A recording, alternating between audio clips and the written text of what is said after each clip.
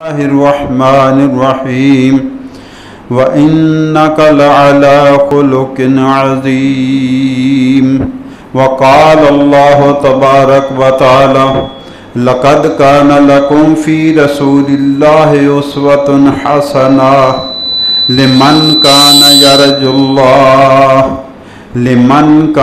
يرجو الله واليوم الآخر وذكر الله كثيرا إن الله وملائكته يصلون على النبي يا أيها الذين آمنوا صلوا عليه وسلموا تسليما اللهم صل على محمد وعلى آل محمد كما صليت على إبراهيم وعلى آل إبراهيم إنك حميد مجيد اللهم بارك على محمد وعلى آل محمد كما باركت على إبراهيم وعلى آل إبراهيم إنك حميد مجيد الحمدللہ ثم الحمدللہ اللہ پاک کا بےحد بے حساب بے شمار احسان ہے، اس نے ہمیں جمعۃ المبارک کی نماز کی حاضری نصیب فرمائی۔ اللہ تعالیٰ اپنے فضل و کرم سے ہماری یہ حاضری قبول فرمائے اور اسی حاضری کو ہمارے لیے دونوں جہان میں خوشیوں کا، خوشحالیوں کا، خیر و برکت کا اور آسانیوں کا ذریعہ بنائے، آمین یا رب العالمین۔ دین اسلام کی بنیادی کتاب قرآن، اسی میں عقیدہ، اسی میں اعمال، اسی میں اخلاق، اسی میں نصیحت، اسی میں تاکید، اسی میں عبرت، اسی میں نجات، سب کچھ اللہ کی کتاب میں ہے۔ اور عموماً ایک بات میں کہتا ہوں کہ قرآن ہماری تربیتی کتاب ہے، ہمارا تربیتی نصاب ہے۔ اگر مسلمانوں کی تربیت کرنی ہو تو کون سی بک ریکمینڈ کریں گے؟ قرآن، اللہ کی کتاب، یہ تربیت کے لیے کافی ہے۔ اس لیے کہ گواہی دی قرآن نے سورہ قلم کی آیت میں وَإِنَّكَ لَعَلَىٰ خُلُقٍ عَظِيمٍ، اے میرے نبی صلی اللہ علیہ وسلم، اللہ فرماتے ہیں کہ تم اخلاق کی عظمتوں پر فائز ہو۔ نبی صلی اللہ علیہ وسلم کے بارے میں اللہ نے فرمایا کہ آپ اخلاق کی عظمتوں پر فائز ہیں۔ دوسرے معنوں میں ترجمہ کچھ علماء نے فرمایا آپ عظیم اخلاق کے مالک ہیں، آپ کے اخلاق عظیم ہیں، بہت بڑے اخلاق ہیں آپ کے۔ اور سورہ احزاب کی آیت نمبر 21 میں اللہ نے فرمایا لَقَدْ كَانَ لَكُمْ فِي رَسُولِ اللَّهِ أُسْوَةٌ حَسَنَةٌ، لوگوں تمہارے لیے رسول اللہ صلی اللہ علیہ وسلم کی زندگی ایک نمونہ ہے۔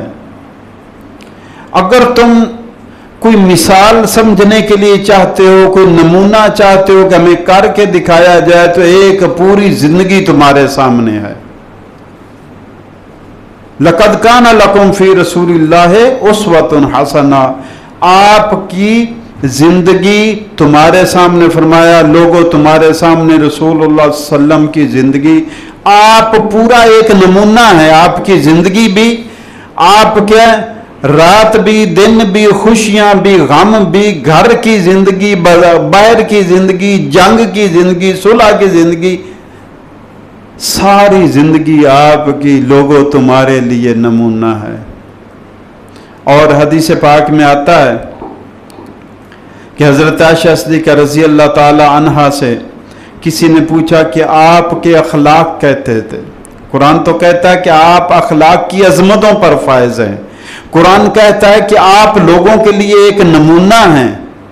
تو کسی صحابی نے پوچھا کہ ہمیں نبی صلی اللہ علیہ وسلم کے اخلاق کے بارے میں بتایا جائے، تو فرمایا قالت کان خلقہ القرآن، آپ مجسم قرآن تھے، آپ آپ قرآن کا نمونہ تھے. یہ بخاری مسلم کی روایت غالباً. آپ قرآن کا نمونہ تھے, آپ سراپا قرآن تھے, آپ کو دیکھ کر لگتا تھا کہ قرآن ایسے ہی حکم دیتا ہے. علماء کیا فرماتے ہیں؟ آپ امتثال القرآن تھے, قرآن کا نمونہ تھے.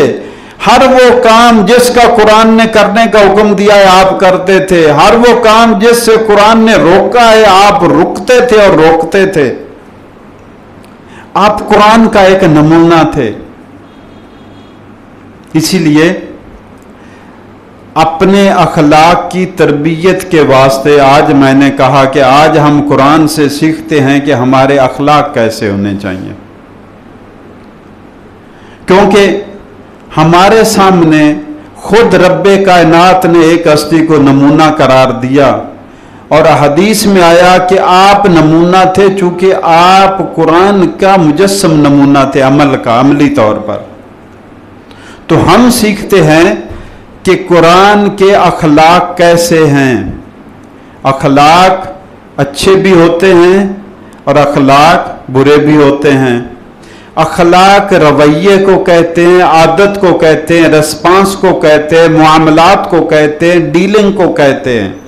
لین دین کرنا ہے, کردار سازی کو, کردار کو, سب کو اخلاق کہتے ہیں.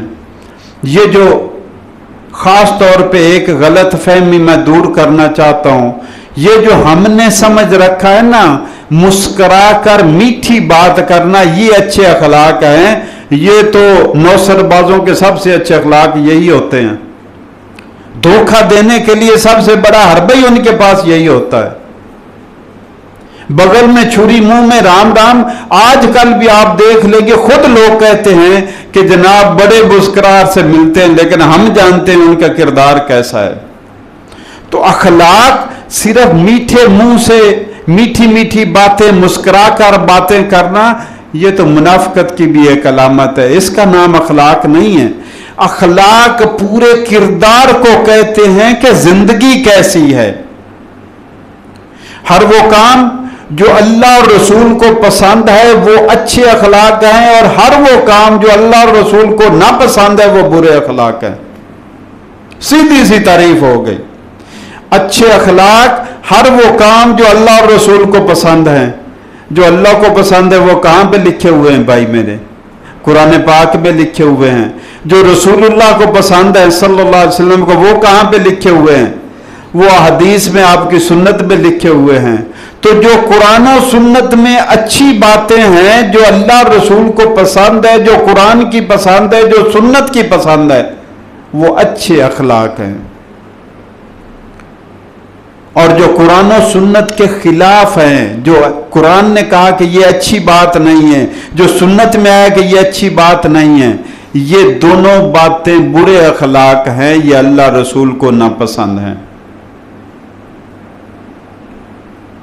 آج ہم قرآن سے سیکھنے کی کوشش کرتے ہیں کہ قرآن ہماری کیسے تربیت کرتا ہے.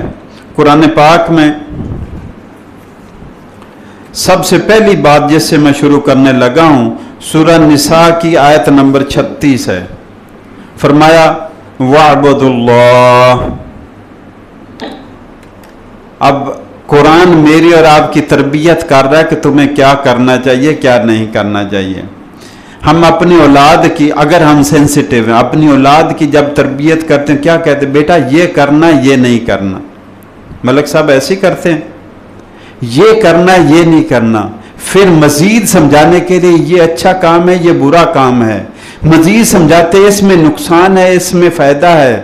مزید سمجھاتے ہیں کہ جناب یہ تو فلاں کماش کے لوگ کرتے تھے, ان سے بچنا ہے. یہ دیکھو یہ بڑا اچھا کام ہے, یہ فلاں فلاں ہستیوں نے کیا, یہ نمونہ ہے. تو جیسے ہم سمجھاتے ہیں, رب کائنات قرآن میں مجھے اور آپ کو سمجھا رہا ہے. کیا؟ وَاعْبُدُوا اللَّهَ. لوگوں عبادت صرف اللہ کی. پہلا اخلاق. عقیدہ بھی اخلاق میں آتا ہے, ارادہ بھی اخلاق میں آتا ہے, عمل بھی اخلاق میں آتا ہے. پورا دین اخلاق ہے, مجسم اخلاق. वअबुदुल्लाह, लोगों अल्लाह की इबादत करो, वला तुशरिकु बिही शैया, और उसके साथ किसी को शरीक नहीं बनाना।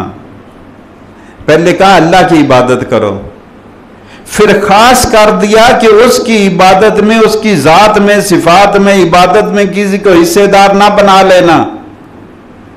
ये कुरान मेरी और आपकी तरबियत कर रहा है, जैसे हम तरबियत करते हैं, और कुरान भी ऐसे ही करता है।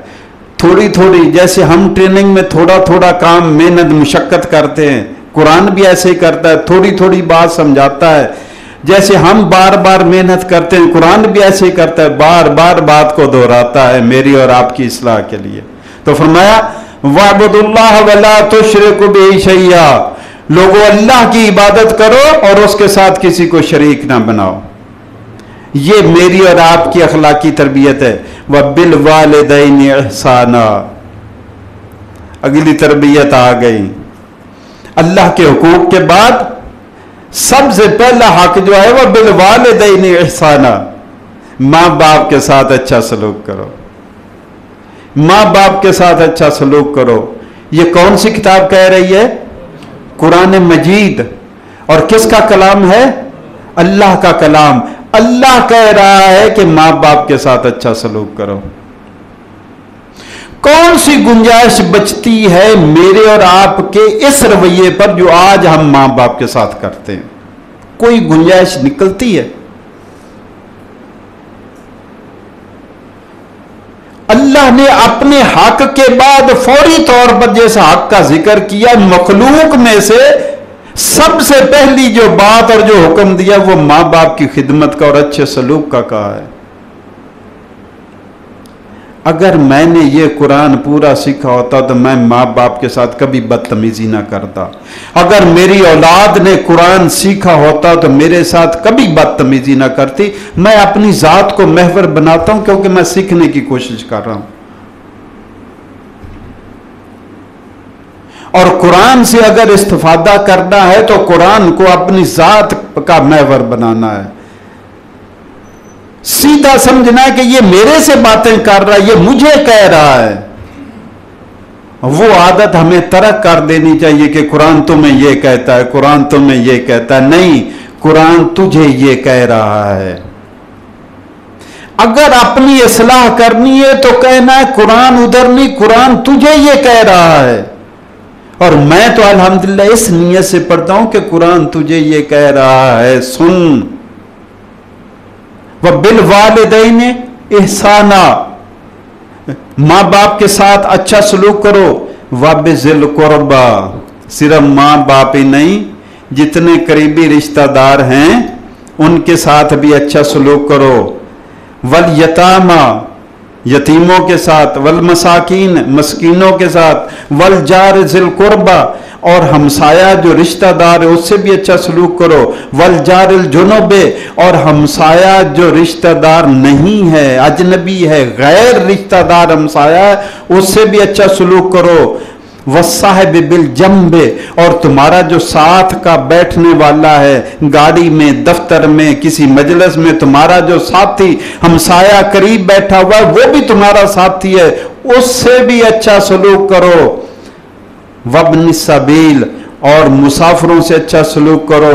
वमा मलकत ईमानुकुम, हद कर दी। मां बाप से शुरू की बात, कहा लोगों अब देखना जरा अंदाज रब्बे कायनात का कैसा है। वअबुदुल्लाह वला तुशरिकु बिही शैया, लोगों अल्लाह की इबादत करो, उसके साथ किसी को शरीक ना बनाओ। और अब अगला चैप्टर मखलूक में क्या शुरू हो रहा है? माँ बाप के साथ अच्छा सलूक करो, रिश्तेदारों के साथ अच्छा सलूक करो, हमसायों के साथ अच्छा सलूक करो, मस्कीनों फकीरों के साथ, यतीमों के साथ अच्छा सलूक करो। और आखिर में आ गया अपने गुलामों के साथ अच्छा सलूक करो। सबसे कमजोर और इग्नोर्ड तबका जो था, कमजोर, और जिसको अहमियत ही कोई नहीं दी जाती, मेरी ज़र खरीद चीज है, चाहे मैं तोड़ दूं, चाहे फेंक दूं, चाहे जेब में रख लूं, میرا مال ہے اس پر میرا حق ہے. فرمایا جو تمہارا مال ہے جو تم نے پیسے دے کر خریدا ہے غلام تم نے خریدا ہے تمہاری مرضی لیکن اس کے ساتھ بھی اچھا سلوک کرو. ماں باپ سے شروع کی غلام تک بات کہ سب سے اہم کائنات میں ماں باپ ہیں اور سب سے کمزور طبقہ تمہارے غلام ہیں. فرمایا کمزور سے لے کر سب سے عظیم طبقے تک سب کے ساتھ اچھا سلوک کرو. یہ میری اور آپ کی اخلاقی تربیت ہو رہی ہے کہ تمہارا رویہ دوسروں کے ساتھ یا تو ماں باپ کے درجے میں آئیں گے یا رشتہ داروں کے درجے میں آئیں گے یا اجنبیوں کے درجے میں مسافروں کے درجے میں مسکینوں کے فقیروں کے رشتہ داروں کے ساتھیوں کے دوست احباب ہمسایوں کے یا غلاموں کے درجے میں نوکروں کے درجے میں آئیں گے. فرمایا سب سے اچھا سلوک کرو. یہ تربیت کر رہا قرآن. ان اللہ لا یحب من کان مختالا فخورا. بے شک اللہ تعالیٰ پسند نہیں کرتا کسی ایسے شخص کو جو اترانے والا ہو جو فخر کرنے والا ہو جو غرور اور تکبر کرنے والا ہو. دوسرے کی اہانت اور مذاق تب ہی ہوتا ہے جب اس کو اپنے سے حقیر سمجھا جاتا ہے. جس کو میں اپنے سے عظیم سمجھتا ہوں کبھی میں جرت نہیں میرے ذہن میں خیال بھی دل میں نہیں آ سکتا کہ میں ان کی توہین کروں جو ہیں ہی میرے سے اچھے. توہین اور اہانت کا جب بھی خیال آئے گا اس شخص کے بارے میں آئے گا جس کو میرا دل اور دماغ اپنے سے کم تر سمجھتا ہے. اور یہ فارمولہ قرآن میں رب کائنات میں بیان کر دیا. جب شیطان کو کہا گیا کہ میں نے تجھے حکم دیا تھا تو نے آدم کو سجدہ کیوں نہیں کیا تو اس کا جواب یہی تھا انا خیر منہ میں تو اس سے بہتر ہوں. خلقتنی من نارن اے اللہ تو نے مجھے آگ سے بنایا ہوا خلقتہ من طین اور اس کو مٹی سے بنایا. کہاں آگ کہاں مٹی. اور وہی بات کہاں آگ کہاں مٹی. وہی انسان کہتا ہے کہاں ہم چودھری اور کہاں یہ اس کی کیا ہستی ہے ہمارے سامنے کھڑا ہو گیا. کہاں ہم اور کہاں یہ کس کی سوچ ہے کس کی شیطانی سوچ ہے. قرآن میں رب کائنات نے بتا دیا کہ اپنے آپ کو برتر افضل سمجھنا دوسرے کو اپنے سے حقیر سمجھنا یہ شیطانی سوچ ہے. قرآن کیا میری اور آپ کی تربیت کر رہا ہے. آ جاتے ہیں اس کی طرف. سورہ انعام کی آیت نمبر 109 فرمایا وَلَا تَسُبُّ الَّذِينَ يَدْعُونَ مِن دُونِ اللَّهِ فَيَسُبُّ اللَّهَ عَدْوًا بِغَيْرِ علم. علماء نے اس آیت کا عنوان بنایا. عنوان کیا ہے؟ دوسروں کے دیوتاؤں کی توہین مت کرو. علماء نے عنوان بنایا. ترجمہ میں آپ کو بتا دیتا ہوں ترجمہ بھی ایسا ہی ہے تقریباً. تو عنوان کیا بنا؟ دوسروں کے دیوتاؤں کی دیوی دیوتے بت دوسروں کے خداؤں کی. اللہ کے علاوہ کوئی سچا خدا ہے؟ ہمت کر کے بول لیا کرو. اللہ کے علاوہ کوئی خدا نہیں ہے. جو بھی دعویٰ کرتا ہے یا جس کے بارے میں بھی دعویٰ کیا جاتا ہے سب جھوٹ ہے.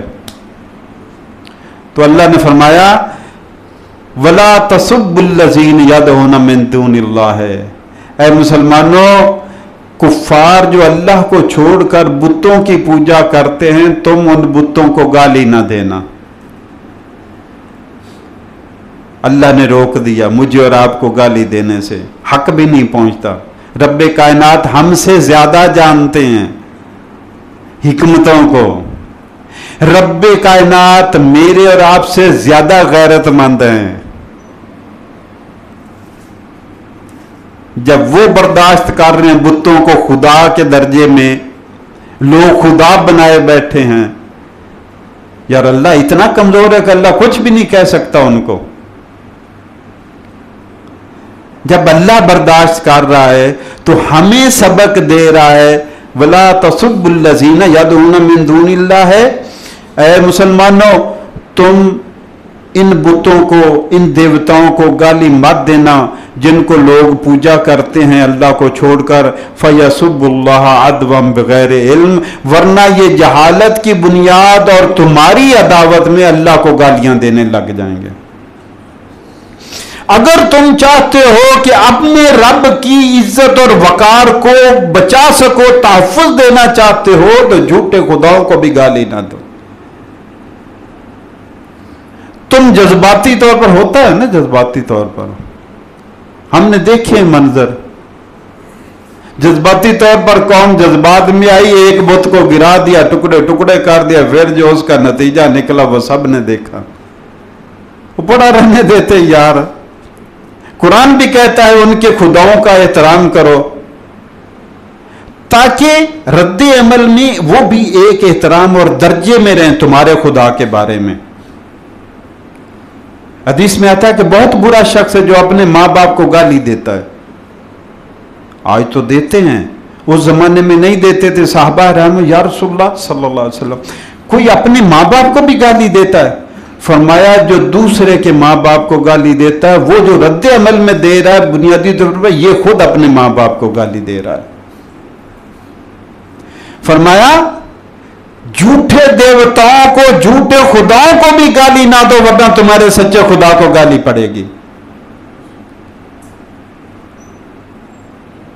یہ ہے قرآن کی تربیت. اگلے درجے پر چلتے ہیں. قرآن ہمیں کیا سکھاتا ہے؟ سورہ آل عمران کی آیت نمبر 159 عنوان علماء نے بنایا, بدتمیزی سے بات نہ کرو. تمیز سے بات کرو. اچھی بات تو وہی ہے جو تمیز سے کی جائے اور دلیل سے کی جائے. اچھی بات کون سی ہوتی ہے؟ جو تمیز سے کی جائے, ادب کے دائرے میں اچھے الفاظ بولے جائیں, اور دلیل کے ساتھ کی جائے. دلیل کے بغیر ہوڑ مت مچا دینا, یہ کوئی بات نہیں ہے. تمیز سے اور دلیل سے کی ہوئی بات سامنے سنتا بھی ہے اور اس کے اندر تک اثر بھی کرتی, پہنچتی بھی ہے. بدتمیزی کر کے بندہ بات سنا تو لیتا ہے, لیکن وہ ضد میں اور رد عمل میں حق کا بھی انکار کر دیتا ہے. تو فرمایا بدتمیزی سے بات نہ کرو. آیت نمبر 159 سورہ آل عمران. اب میں وہ آیت پڑھ دیتا ہوں. فَبِمَا رَحْمَةٍ مِّنَ اللَّهِ لِنْتَ لَهُمْ, اے میرے نبی صلی اللہ علیہ وسلم, یہ تو اللہ کی رحمت ہے کہ آپ ان کے لیے نرم دل ہیں. آپ کا دل نرم ہے, یہ اللہ کی رحمت ہے کہ آپ کا دل نرم ہے ان اپنے ماننے والوں کے لیے. وَلَوْ كُنْتَ فَظًّا غَلِيظَ الْقَلْبِ, اگر آپ بد مزاج, تنگ زبان, تنگ دل اور سخت دل ہوتے, لَانْفَضُّوا مِنْ حَوْلِكَ, تو یہ آپ کے ارد گرد جو جان نچھاور کرنے والا ٹولہ, یہ بھاگ گئے ہوتے آپ کو چھوڑ کر. آپ کی جو شیریں زبان ہے, آپ کی جو نرم دلی ہے, آپ کا جو اچھا رویہ ہے, آپ کے جو اچھے اخلاق ہیں, اس کا اثر کیا ہے؟ صلح حدیبیہ میں ایک واقعہ ہوتا ہے. سہیل بن عمر مشرکین مکہ کا وکیل بن کر آیا ہے مذاکرات کرنے کے لیے, اور واپس جا کر وکیل اپنے موکلوں کو مشورہ دے رہا ہے کہ میری بات مانو تو ان کو نہ روکو, ان کے راستے میں نہ آؤ. وہ کہنے لگے کہ تو کیسے, کب سے ان کا حمایتی ہو گیا, تجھے بھیجا کس کام کے لیے تھا؟ وہ کہنے لگا جو میں منظر دیکھ کر آیا میں اس کی بات کر رہا ہوں. میں بڑے بڑے بادشاہوں کے, شہنشاہوں کے درباروں میں گیا, جو منظر آج میں نے دیکھا ایسا کہیں نہیں دیکھا میں نے. اب تجسس تو پیدا ہونا تھا. انہوں نے کہا وہ کیا منظر ہے؟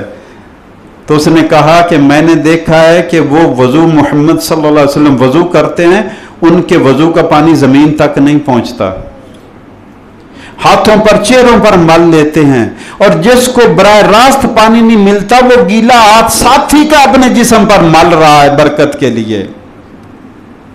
ان کی بلغم تھوکی ہوئی بھی زمین پر نہیں جاتی, چہروں پر اور جاتی ہے. میں کہہ رہا ہوں ان کے سامنے نہ, میں ایسا منظر کبھی دیکھا ہی نہیں ہے. تو فرمایا فَبِمَا رَحْمَةٍ مِّنَ اللَّهِ لِنْتَ لَهُمْ، اے محبوب یہ اللہ کی رحمت ہے کہ آپ ان کے لیے نرم دل ہیں. وَلَوْ كُنْتَ فَظًّا غَلِيظَ الْقَلْبِ لَانفَضُّوا مِنْ حَوْلِكَ، اگر آپ سخت دل اور تند مزاج ہوتے تو یہ آپ کے ارد گرد سے بھاگ گئے ہوتے آپ کو چھوڑ کر. تو قرآن کیا کہہ رہا ہے؟ علماء نے فرمایا بدتمیزی سے بات نہ کرو، تمیز سے کرو، ادب سے کرو. لوگ آپ کے گرویدہ ہو جائیں گے، دشمن بھی آپ کے گرویدہ ہو جائیں گے کہ الفاظ اچھے ہیں، لہجہ اچھا ہے، بول اچھا ہے، بات اچھی ہے، نفرت نہیں ہے، دل میں خیر خواہی ہے. ہم نے دیکھا ہے، ہم نے محسوس کیا ہے.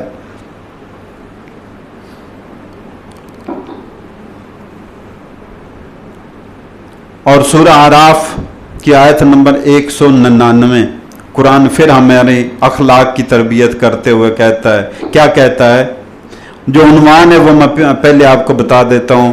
دوسروں کو ان کی غلطیوں پر معاف کر دیا کرو. عنوان کیا ہے آیت کا؟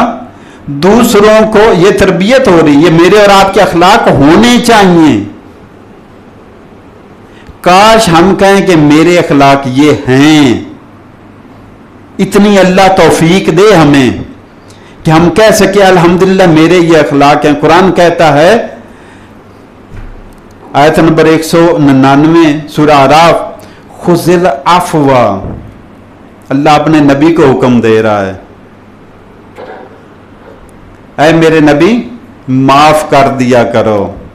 خذ العفو، معاف کر دیا کرو. بس ٹھیک ہے، نبی کا کام تھا، کرتے نہ کرتے ہمارے اوپر تو کوئی نہیں ہے کہ ہمارے اوپر بھی لاگو ہے. یہ ہمارے اوپر لاگو ہے یا نہیں ہے؟ کیا یہ نبی کے لیے ہی تھا کہ وہ معاف کر دے اور ہم کسی کو بھی معاف نہ کریں؟ وہ ایڑیاں رگڑتا رہے، ناک رگڑتا رہے، معافیاں مانگتا رہے، ہاتھ جوڑتا رہے اور ہم معاف نہ کریں. اللہ دن رات ہمیں معاف کر رہا ہے.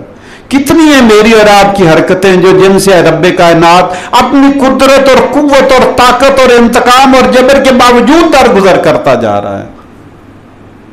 ہم تو مجبوری سے معاف کرتے ہیں نا، ہم پورا انتقام لے بھی نہیں سکتے. کوئی کمزور بھی ہوگا تو کوئی نہ کوئی راستے میں آ جائے کہ بھائی ایک حد ہوتی ہے، اس سے آگے نہیں نکلنا. اللہ کا کوئی نہ کوئی بندہ آ جائے گا روکنے والا، اور وہ جو پورا انتقام لے سکتا ہے، کوئی طاقت کوئی ہستی کائنات میں اس کو روکنے والی نہیں ہے. اس کے فیصلے کو نافذ ہونے سے کوئی روک نہیں سکتا. وہ اپنے نبی کی تربیت کر رہا ہے، اور جو نبی کو حکم ہے بالواسطہ سیدھا امت کو ہو رہا ہے کہ تمہیں یہ کرنا ہے. تو نبی کے ذریعے مجھے اور آپ کو کیا حکم ملا؟ خذ العفو، معاف کر دیا کرو. وامر بالعرف، ہاں نیکی کی بات کہتے رہو. معاف کر دینا اور پھر چپ کر جانا، نیکی کی بات ہی نہ کرنا، غلط صحیح کی بات نہیں، صحیح بات کرتے رہو، نیکی کا حکم دیتے رہو. معاف کرو اور نیکی کا حکم دیتے رہو. وَأَعْرِضْ عَنِ الْجَاهِلِينَ، اور جاہلوں سے مناقشہ کرنے کی ضرورت نہیں ہے. چشم پوشی کرنی ہے، درگزر سے کام لینا ہے، رخ پھیر لینا ہے، اگنور کرنا ہے، سنی انسنی کر دینی، میں نے سنی نہیں ہے. جیسے دانا فرماتے ہیں ہر سوال جواب بھی اس کا نہیں ہوتا اور ہر بات کا رد عمل بھی نہیں ہوتا. کچھ سوال سننے والے صرف ہوتے ہیں، کچھ باتیں جواب دینے سننے والی ہوتی، جواب نہیں دینا ہوتا ان کا. ہر بات کا جواب نہیں دیا جاتا، ان کو کچھ اپنے بھانڈے میں کچھ رکھنا بھی پڑتا ہے.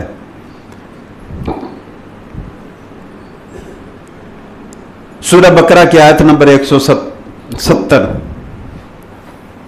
یہ ذرا ایک کان کھینچنے والی آیت آ رہی ہے. ایسے تو ساری تربیت والی کان کھینچنے والی ہیں. ذرا یہ اس حوالے سے ہے کہ عنوان کیا ہے؟ کسی کے پیچھے اندھا دھند مت چلو. عنوان بتا دیا، اب ترجمہ میں آپ کے سامنے رکھ دیتا ہوں. پہلے یہ بات آپ کو بتانی ہے، آپ سے پوچھنی ہے کہ کیا ہمارا بعینی رویہ نہیں کہ آنکھیں بند کر کے پیچھے چلے جا رہے ہیں؟ دیکھتے نہیں حضرت کیسے ہیں، اعمال کیسے ہیں، اخلاق کیسے، کردار کیسا میرے ساتھی کا، میرے پیر کا، میرے مرشد کا، میرے حکمران کا، میرے راہبر کا کیا ہے، میں جس کے پیچھے چل رہا ہوں. یا ویلتا لیتنی لم اتخذ فلانا خلیلا، ہے کاش میں فلاں کو دوست نہ بنایا ہوتا. ارے کچھ دوستیاں ڈبونے والی ہوتی ہیں، کچھ رہنمائیاں آگے جو چل رہی یہ بھی ڈبونے والی ہوتی ہیں. کان آنکھیں کھول، دل دماغ کھول کر رکھنا پڑتا ہے. یہی آ رہا ہے، اندھا دھند نہ چلو، اندھا دھند پیروی کسی کی نہ کرو، ہوشیار رہو. کیا ہے آیت میں آپ کے سامنے رکھتا ہوں، سورہ بقرہ کی آیت نمبر 170 ہے. اذا قیل لهم اتبعوا ما انزل اللہ، جب ان سے کہا جاتا ہے کہ جو اللہ نے قرآن نازل کیا ہے اس کے پیچھے چلو، جب ان سے کہا جاتا ہے کہ جو اللہ نے قرآن نازل کیا ہے اس کی پیروی کرو، اس پر عمل کرو، اس کے پیچھے چلو، اپنا رہنما، اپنا لیڈر قرآن کو بناؤ. وَإِذَا قِيلَ لَهُمُ اتَّبِعُوا مَا أَنزَلَ اللَّهُ، جب ان سے کہا جاتا ہے کہ اپنا رہنما، اپنا لیڈر قرآن کو بناؤ، قرآن کو آگے رکھو اور خود پیچھے پیچھے چلو اس کے. جو قرآن راستہ دیتا جاتا ہے اس راستے پر قرآن کے پیچھے مڑتے جاؤ. جس کے ساتھ قرآن کھڑا ہوتا ہے جا کر کھڑا ہو جاؤ، جس سے قرآن ہٹتا ہے تم بھی اس سے ہٹ جاؤ، اپنے اخلاق کو قرآن جیسے بنا لو. صبغۃ اللہ ومن احسن من اللہ صبغہ. لوگوں، اللہ سے زیادہ اچھا رنگ کس کا ہے؟ اپنے اوپر اللہ کا رنگ طاری کرو. یہ نیلے، پیلے، سبز، سفید، کالے، سیاہ، یہ کتنے رنگ تم نے چڑھا رکھے ہیں. اللہ کا رنگ، اللہ کا رنگ، اللہ کا رنگ کون سا ہے؟ قرآن کے اخلاق، یہ ہے اللہ کا رنگ. جیسا قرآن کہتا ہے قرآن کو لیڈر بناؤ اور اس کے پیچھے چلتے جاؤ. تو فرمایا وَإِذَا قِيلَ لَهُمُ اتَّبِعُوا مَا أَنزَلَ اللَّهُ، جب ان سے کہا جاتا ہے کہ پیروی کرو قرآن کی جو اللہ نازل کیا ہے، قَالُوا بَلْ نَتَّبِعُ مَا أَلْفَيْنَا عَلَيْهِ آبَاءَنَا، تو جواب میں کہتے جناب ہم تو جو ہمارے باپ دادا کا راستہ ہے ہم تو اسی پر چلیں گے. قرآن کے مقابلے میں باپ دادا کا راستہ، اللہ کی وحی کے مقابلے میں باپ دادا کا راستہ، اللہ کے حکم کے مقابلے میں باپ دادا کا راستہ. کتنے ہم میں سے ہیں جنہوں نے دین اسلام کو ریسرچ کر کے قبول کیا ہے. ہم وراثتی مسلمان ہیں، جمادرو پیدائشی مسلمان ہیں. کبھی دیکھا ہی نہیں یار جو میں کر رہا ہوں میرے باپ دادا کرتے رہے، قرآن و سنت میں کیا ہے. تو فرمایا کسی کی بھی اندھا دھند پیروی نہ کرو. یہ کفار کا جواب تھا، یہ مشرکین کا جواب تھا، یہ جاہلوں کا جواب تھا کہ قرآن کچھ کہتا رہے ہم نے باپ دادا کے طریقے پر چلنا ہے. اور آج بھی اگر یہی چلتا ہے کہ جی میرے باپ دادا تو فلاں فرقے دے تھے، فلاں جماعت تھے، ایسے تھے، ہم نے تو وہی طریقہ، تو پھر وہی مشابہت ان جیسی ہوگی، رویہ ان جیسا ہو گیا، اخلاق ان جیسے ہو گئے، ذہنی طور پر بندہ ان جیسا ہو گیا. تو فرمایا کسی کی بھی اندھا دھند پیروی مت کرو. کیوں؟ اب دنیا میں اگر تعلقات نفع نقصان دیتے ہیں تو آخرت میں تو بہت کچھ ہے، کیونکہ دنیا کا نفع بھی عارضی، نقصان بھی عارضی، اور آخرت کا نقصان نفع عارضی نہیں ہے، وہ معمولی نہیں ہے کہ جس کو اگنور کیا جائے. چلو آگے چلتے ہیں، قرآن میری اور آپ کی کیا تربیت کرتا ہے. فرمایا سورہ آل عمران کی آیت نمبر 134 میں فرمایا غصہ پر قابو رکھو. عنوان علماء نے دیا کہ اس آیت کا عنوان ہے غصہ پر قابو رکھو. والقاظمین الغیظ والعافین عن الناس واللہ یحب المحسنین. فرمایا جو غصے کو پی جانے والے ہیں، جو غصے کو پی جانے والے ہیں اور جو غصے کو پی کر لوگوں کو معاف کرتے رہتے، والعافین عن الناس، ایسے لوگ واللہ یحب المحسنین، ایسے اچھے کردار والے لوگوں کو اللہ پسند کرتا ہے۔ یعنی اگر اللہ کے پسندیدہ بننا چاہتے ہیں، غصے کو پینا، لوگوں کو معاف کرنا، تو عنوان علماء نے دیا غصے کو قابو میں رکھو۔ یہ قرآن ہماری اخلاقی تربیت کر رہا ہے۔ اچھا آگے آ جاتے ہیں، سورہ حجرات کی آیت نمبر 11، چونکہ ٹائم تھوڑا ہے، مواد لمبا ہے اس لیے۔ اچھا میں اس نیت سے نہیں کہ اتنا لیکچر یا اتنا بیان یا اتنی تقریر یا اتنا خطاب اس کی نہیں ہوتا، میں تو کوشش کرتا ہوں کہ اپنی اور آپ کی رہنمائی کروں کہ یہ طریقہ ہے دین کو سیکھنے کا، طریقہ یہ ہے، اس طریقے پر میں بھی چلوں تو میری بھی نجات ہے، آپ بھی چلیں گے تو آپ کی بھی انشاءاللہ نجات ہوگی۔ میں تو صرف ہنٹ آپ کو دیتا ہوں، یہ نہیں ادھر آئے اور ادھر سے فارغ ہو گئے، نہیں ایسے نہ کیا کریں۔ میں آپ سے درخواست ہمیشہ کرتا ہوں کہ قرآن کو اپنا ساتھی بنائیں، اس کو پڑھیں، ایک آیت کو پڑھیں رک جائیں کہ اس میں کون سے اخلاق کی بات ہوئی ہے، یہ کیا ہمیں سکھا رہا ہے، کچھ کرنے کا حکم ہے یا کچھ نہ کرنے کا حکم ہے، اچھے لوگوں کا بیان ہے یا برے لوگوں کا بیان ہے، مثال ہے یا عقیدہ ہے یا عمل ہے، کیا ہے، نصیحت ہے یا عبرت ہے، اس میں رک جائے کہ اس میں کیا بیان ہو رہا ہے اور پھر اب ہمیں اس پر کیا کرنا چاہیے۔ ایسے قرآن پڑھنا ہے۔ اس لیے میں تو ہنٹ ہی دیتا ہوں اور اس میں فائدہ میرا ہوتا ہے، میں اپنے آپ کو سکھا رہا ہوں، میں دین کا طالب علم ہوں الحمدللہ۔ تو سورہ حجرات کی آیت نمبر 11 صرف فرمایا لا یسخر قوم من قوم عسى ان یکونوا خیرا منہم۔